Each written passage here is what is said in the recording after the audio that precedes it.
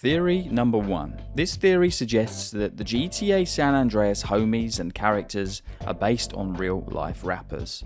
Now, it might seem obvious to some that Ryder was clearly based on West Coast rapper Eazy-E, despite being voiced by MC8, who's an entirely different real-life LA rapper. But what about the other characters in the game? Firstly, fans point out that CJ bears striking resemblance to a young Dr. Dre from NWA, while Sweet looks much closer to MC Ren. People like Big Smoke look a little bit closer to rappers like Mac 10, and characters like OG Loke could be references to Ja Rule, and Mad Dog, of course, being Snoop Dogg, hence the name. There's examples of other pedestrians possibly resembling other famous musical artists. It seems pretty convincing this is what Rockstar were going for, but they've never actually confirmed whether this is true or not. Theory number 2. Rampages are all taking place inside Trevor's mind. Aside from free roaming, being able to commit whatever crimes you wish, most of the missions and side missions follow some kind of logic when it comes to the crimes and lore. In terms of the actual storyline lore and on-screen kill count, all of Trevor's murders are within reason of realism. But what about the rampages? How can Trevor have these random bursts of violence where he shoots everyone around him, seemingly spawning in endless waves and coming at him from all angles? People like hipsters, rednecks, people that make fun of Trevor's accent. Don't even say it like that. There's a moose loose about the hoos. Fuck off, you Hoosier. Hey, what's happening? Fuck's sake! Oh, Jesus. It's a faint fucking accent. Get out You of can here. hardly Come on, tell. come on. Maybe all of these are happening inside Trevor's head, and the events that unfold on screen are just the elaborate imagination that's inside Trevor's head. Not to be confused with a hallucination, but more so just really lucid imagination.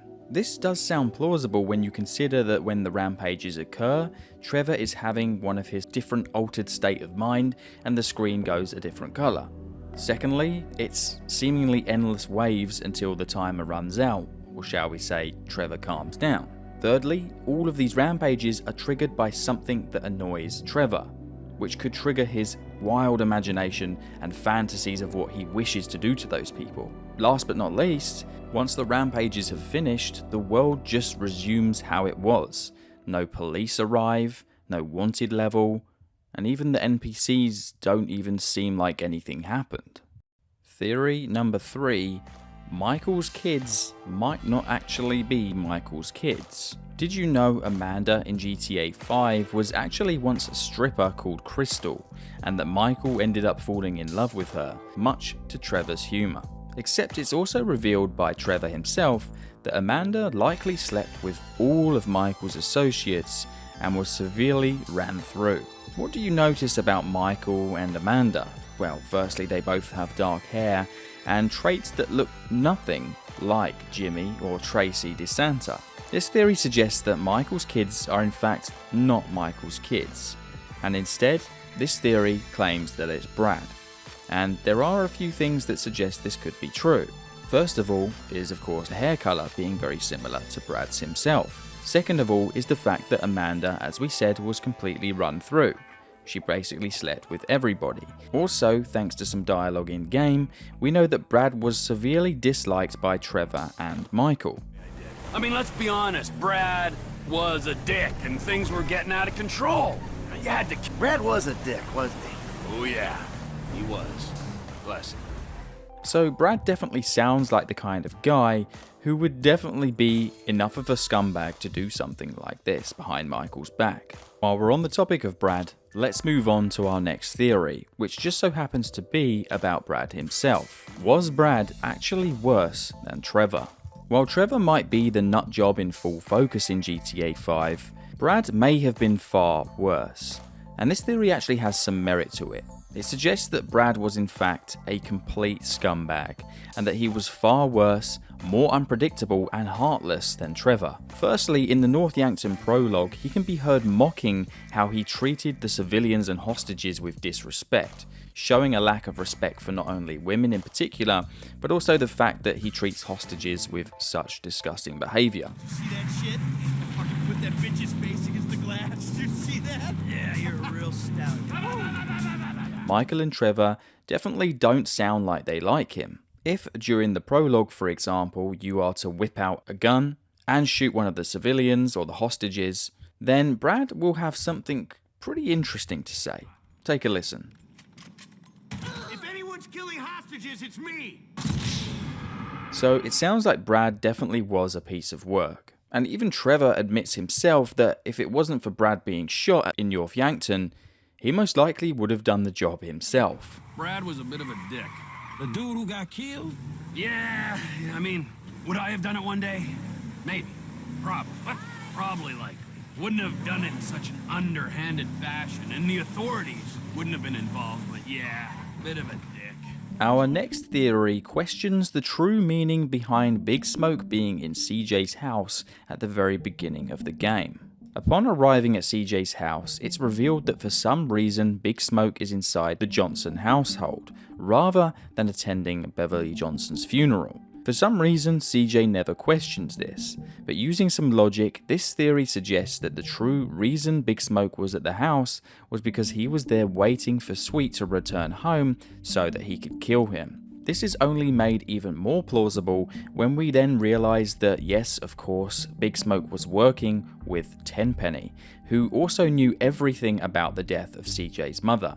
Well, what happens at the beginning of GTA San Andreas? CJ is pulled over by Tenpenny and the police, probably because they knew CJ was on the way and they wanted to stalk him from getting home until Big Smoke had the job finished.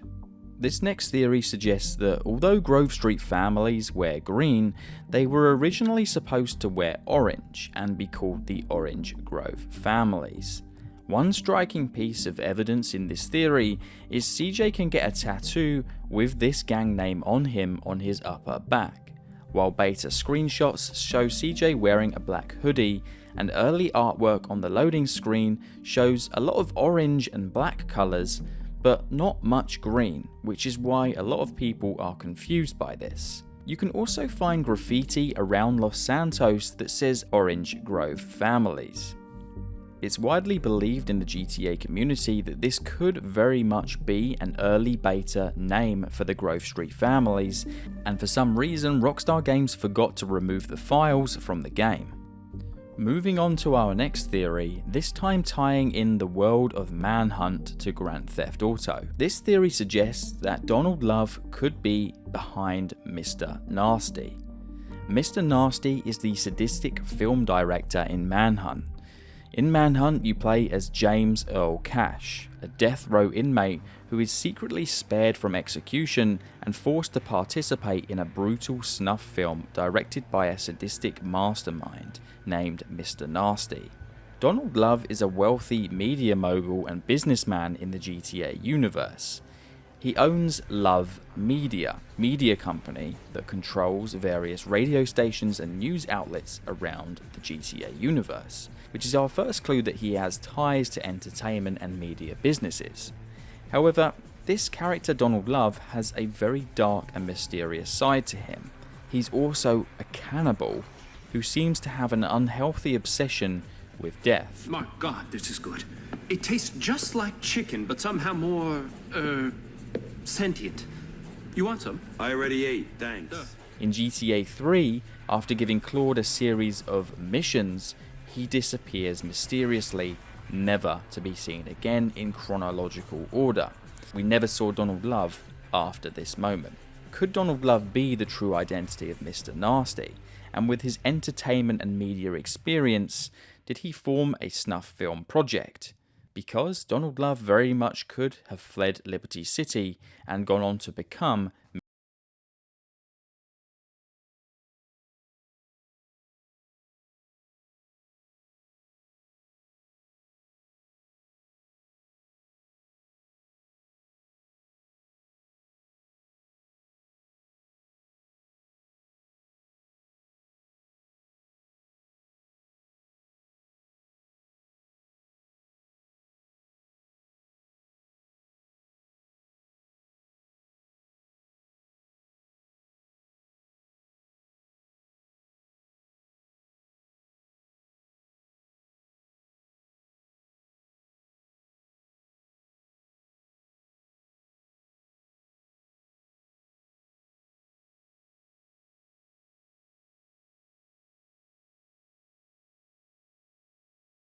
walk into a village and you see 50 children all sitting neatly in a row against the church wall, each with their throats cut and their hands chopped off, you realize that the creature that could do this doesn't have a soul.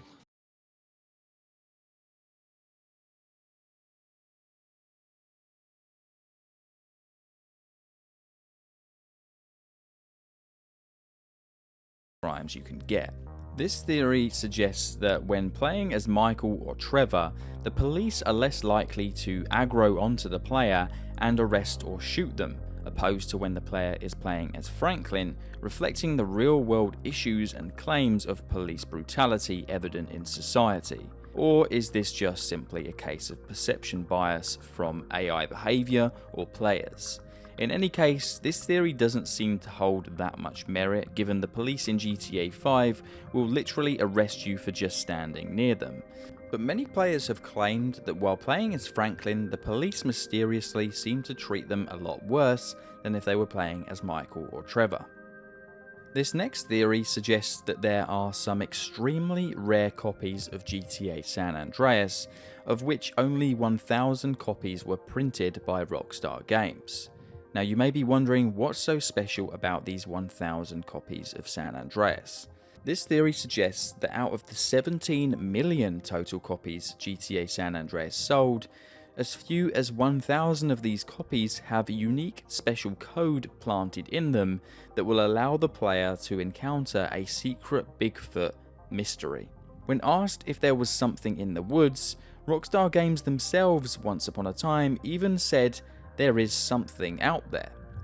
And when another developer was asked if there was any Easter eggs or mysteries the players had still not discovered, they answered simply yes. This next theory is that Niko Bellic is dead or missing following the events of GTA 4. During one of the heists in GTA 5, Lester Crest can be heard clearly referencing Niko Bellic as a potential heist crew member. Group from the south, they all went down. There was an Eastern European guy making moves in Liberty City, but he went quiet. It was discovered that in actual fact, the voice actor for Niko Bellic, Michael Hollick, fell out with Rockstar Games over how much they paid him while working on GTA 4. In some derelict spots in GTA 5, you can find wanted posters for Niko, with no elaboration besides teasing us he may have gone missing and still be out there somewhere. Given that Rockstar at one point did fall out with his voice actor, it is entirely possible they did plan to have him killed off in the universe, as they've never shied away from this in the past with actors they've fallen out with. Just look at Avery Carrington for one example. Moving on to our next theory, and that is that Trevor murdered Wade's friends. Wade Herbert and Ron Jakowski are two of Trevor's closest associates in GTA 5. Both blindly following his every command. However, Wade's loyalty may not be as innocent as it seems. It might be the result of a carefully orchestrated tragedy. In the game's lore, Wade originally met Trevor alongside his fellow Juggalo friends, Dirk and Ant, who were his closest companions in Sandy Shores. However, after Trevor takes Wade under his wing, Wade mentions that he hasn't heard from them for a while. Hey, you remember when we met? Sure. Last year. I was on the way to the gathering with Daisy Bell and Kush Tronic And you stopped in Sandy Shores to get lit, and you met a dealer, and he looked after you when your friends had abandoned you. That was weird, weren't it? The last time I saw him, it was with you, driving out to the quarry, and then they just disappeared. Poof, right? I mean, they were gone. Some friends, right? And now... Trevor, being ruthless and calculating, likely saw how gullible Wade was, saw him as a tool he could exploit. And the way in which Trevor talks here definitely suggests that there's some sarcasm or trace to cover something up. Trevor went to the quarry with Wade's friends, but they never made it back. This next theory suggests that CJ does in fact exist in the HD universe, but he's either dead or poor now, and that's the reason why Grove Street was taken over. And I know, you don't have to tell me the 3D and the HD universes are separated, and that Rockstar Games have already discussed this in the past. But that doesn't mean that CJ as a parallel version of himself existed in the HD universe. So, although the 3D and HD universes are separate, that doesn't mean that CJ didn't exist in the HD universe history. However, that doesn't explain why Grove Street, of all places that would be so important to CJ and the Grove Street families, is now under control of the Ballers. This Life Invader post suggests that Grove Street did actually belong to the Grove Street families once upon a time, further confirming that the history of San Andreas did exist in the GTA 5 universe. But our most damning piece of evidence that something bad might have happened to CJ is the way in which Franklin reacts to Jimmy when he mentions about Grove Street families. Nah, man, we just two dudes hanging out. Seriously, dog. Families for life. Hey, man, you really don't want people hear you saying that. Let's hit up Davies, man. I'll shout it from the rooftops. Man, I'm gonna knock you the fuck out to save you from yourself, homie. Our next theory suggests that in option C, Death Wish, at the end of the game, that would have resulted in Franklin being killed while trying to save Trevor and Michael, hence the name of the mission, Death Wish. But then that Lamar would then become the third playable character in Franklin's place. However, due to legal issues at the time with Lamar's voice actor Slink Johnson, this idea was cancelled. You might think that this is total made up BS, and I also thought the same. That was until I discovered that Slink Johnson, the voice actor for Lamar, did a Reddit AMA Ask Me Anything 11 years ago, shortly after the release of GTA 5. And in this AMA, a fan asked him about this theory, of which Slink Johnson replied, pretty much confirming that the ending of GTA 5 was going to be totally different, and Lamar having a much deeper role. Our next theory may confuse you a little bit, so you're going to want to pay attention, because you're going to swear that if you played GTA San Andreas in your childhood, that you've seen a shark. But I'm pretty much going to doubt that. I'm going to go ahead and say you probably haven't seen a shark in GTA San Andreas. And here's the reason why I say that. You may have seen dolphins, turtles, or even fish in GTA San Andreas, and your brain may swear to you that you've seen a shark. I encourage you now to go looking for them. The odds are that you probably won't find them. I say probably because sharks do exist in GTA San Andreas in the game files, but barely anyone has any proof that they actually spawn in-game. Now, this may sound really confusing, but many myth hunters have spent hours upon hours searching for sharks in GTA San Andreas, and they've never actually come across one. It turns out that GTA San Andreas does have sharks in the game files, but they don't actually seem to spawn anywhere on the map. You may think I'm crazy, but the GTA wiki even claims sharks are a myth, so if you want the answer whether sharks actually exist in the game or not, you have to go looking yourself.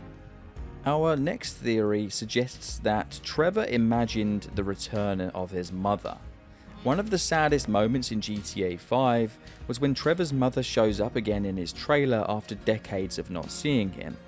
Trevor is shocked and immediately breaks down into tears after seeing her. There, it's okay, son. Oh, that's it now! Here I am! However, this theory suggests that maybe he actually killed her, as he dresses up in her dresses, mimicking her because of his trauma. Shortly after this mission is completed, Trevor returns to his trailer only to find his mother has disappeared without a trace, abandoning him once again. I got the meds, Mom! Mom! I got the meds! Mom! Mom! No, Mother!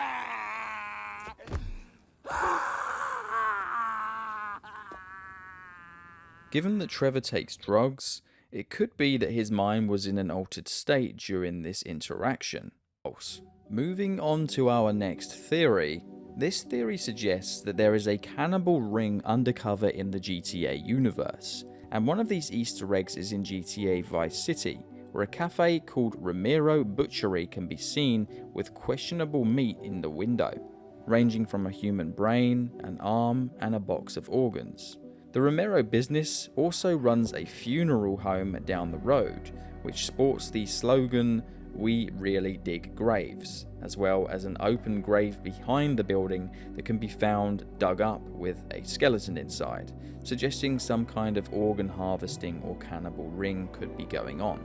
This only gets more interesting when we find out that the Romero family are partnered with another distribution company called RS and Elbows, whose vans can be seen driving around the map carrying meat packages.